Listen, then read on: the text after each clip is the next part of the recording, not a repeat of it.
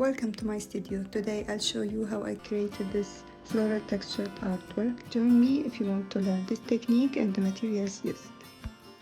First, I'm painting the background with light cream color.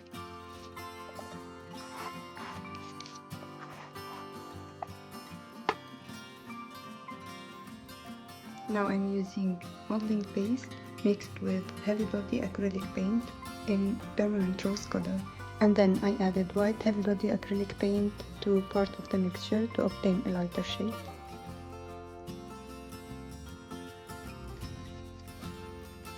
Then using the round tip palette knife, scoop some of the mixture like this and start shaping the petals for our first flower.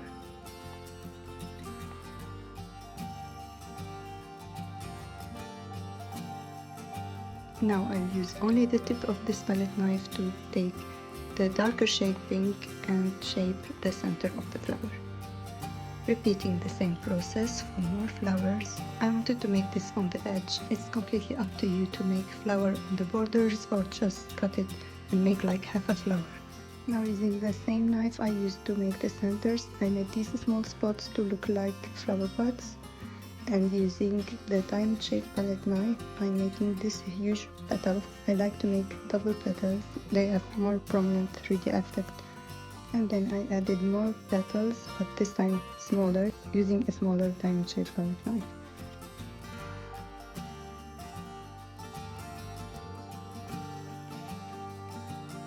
Now to make some daisies, I'm using the yellow, pale yellow to make the flower centers, and the diamond shaped palette knife with white color to make the petals.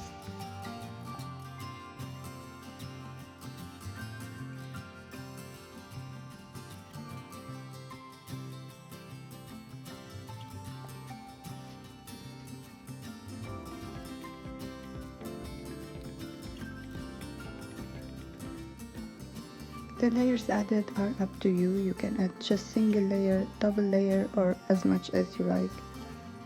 The more you add, the more 3D effect you'll have, and you don't have to worry about cracking if you are using a good product. Speaking of good product, I gathered my favorite textured art material and made one single kit.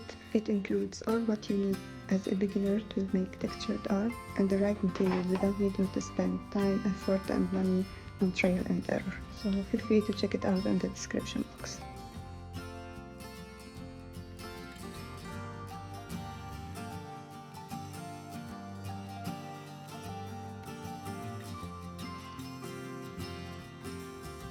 Now using the round tip palette knife, I'm making these large spots by applying gentle pressure on the first time and then loading the knife again and applying pressure on the opposite side.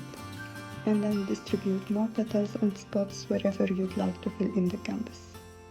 And here's the final result of this small artwork. I hope you found this video helpful. If you did, please give it a like to help it reach more people, and I see you in the comments for your questions. Bye!